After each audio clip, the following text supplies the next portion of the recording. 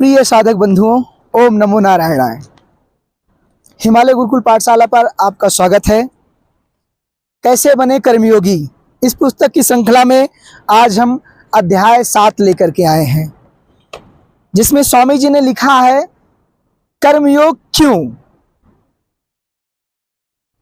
मनुष्य का शरीर नाशवान है, जबकि महान कर्म जो है अस्थाई है। मनुष्य जीवन में अस्थायित्व कितना कम है, यह शिव अपराध क्षमापन स्तोत्रम में कहा है। क्या कहा है? आयुर्नश्यति पश्यताम प्रतिदिनम याद क्षयम यवनम प्रत्ययान्ति गताः पुनर्न दिवसाः कालो जगत भक्षकः लक्ष्मीस्तोय तरंग भंग चपला विद्युच्चल जीवितम तस्मान माम शरणागतम त्वम। फिर से शरणागतम शरणद त्वम रक्षाधुनः।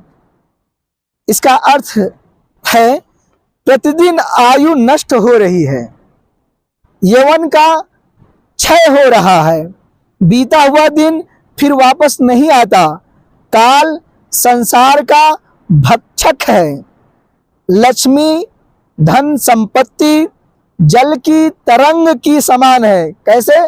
जैसे तरंग भंग की भांति चपला है। जैसे तरंग भंग, हर क्षण तरंग उठती है फिर भंग हो जाती है, फिर समाप्त हो जाती है, उस प्रकार ये लक्ष्मी जो है चपल है, चपला है, एक जगह टिकती नहीं।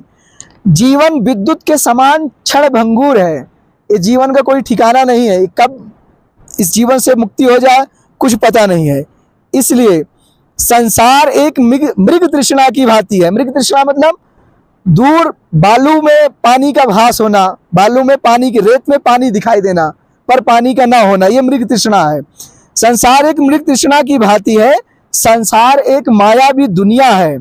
मनुष्य के सामने प्रकृति के माया रूपी पर्दे के कारण हमारे स्वरूप का आत्मा को एहसास नहीं होता। मनुष्य का मन भौतिक अस्तित्व तक ही सीमित रहता है, जो उसके सामने दिख रहा है वहीं तक उसका मन सीमित रहता है। माया रूपी लौकिक भ्रम से ऊपर उठना एक अति कठिन काम है। ये जो माया है इससे ऊपर उठना अत्यंत कठिन काम है। लेकिन जो व्यक्ति इस सांसारिक लौकिक भ्रम से ऊपर उठने की चाहत रखते हैं, उनके लिए कर्मयोग का आश्रय लेना चाहिए।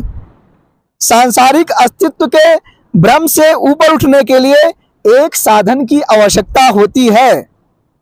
वो साधन क्या है? कर्मयोग।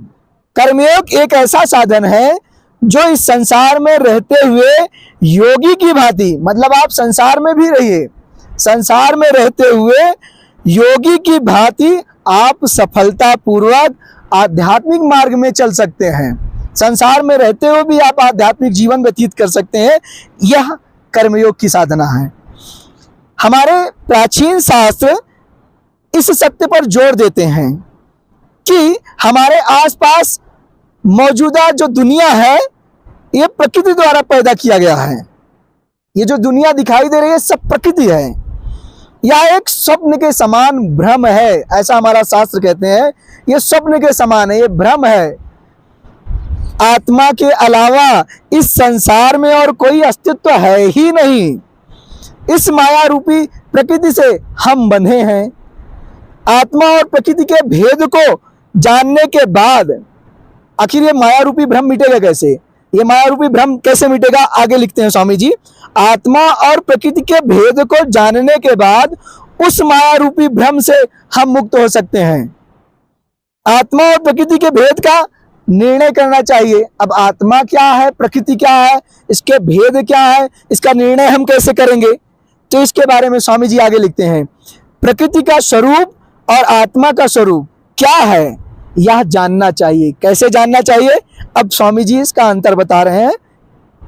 आत्मा चेतन है और प्रकृति जड़ है। आत्मा सत्यचित है और आनंद स्वरूप है, और प्रकृति तम रज और शब्द गुणमयी है। इन तीनों गुणों से युक्त है प्रकृति, सत्व रज तम। आत्मा निराकार है, उसका कोई आकार नहीं है। इस संसार में सब कुछ प्रकृति से ही उत्पन्न हुआ है। ये बहुत जानना जरूरी है। संसार जो कुछ दिख रहा है ये प्रकृति से उत्पन्न हुआ है। और जो हम कुछ देखते हैं, हम जो कुछ भी देख रहे हैं, देखते हैं, इस शरीर, पशु, पक्षी, पहाड़, पेड़, नदी, समुद्र आदि सब कुछ इस प्रकृति से उत्पन्न हुए हैं। परंतु इस प्रकृति के प्रत्येक अणु में परमात्मा का अंश है। वह इंद्रियों से नहीं जाना जा सकता। परमात्मा का जो चेतन अंश है वह इंद्रियों के द्वारा, जो इसको चेतनता प्रदान करता है, वह इंद्रियों के द्वारा नहीं जाना जा सकता। इस शरीर रूपी देह के पीछे, ये जो देह है, इस देह के पीछे देही प्राण रूप को धारण करता है। जो देही है वो प्राण रूप को धारण किया हुआ है। वह अजर है, वो उसको वृद्धावस्था ग्रसित नहीं कर सकती, वो वृद्ध नहीं होता, अजर है, अमर है, वो मर नहीं सकता। आत्मा अजर अमर आत्मा है। इस शरीर में तथा सकल पदार्थ में, जो संपूर्ण संसार में जितने भी पदार्थ दिख रहे हैं, में स्थित होकर उनको चलाता है। उसी आत्मा के बिना, उस आत्मा के बिना कुछ भी चल नहीं सकता है। बिना उस आत्मा के, प्रकृति के आवरण से आच्छादित हुआ, ये प्रकृति का जो आवरण है, इससे आच्छादित होने के बाद आत्मा जो है वह जीवात्मा व जीव नाम से कहा जाता है। भगवान स्वयं कहते हैं, गीता में भगवान ने स्वयं इसको कहा है, बीजम माम सर्वभूतानाम विद्धि पार्थ सनातनम।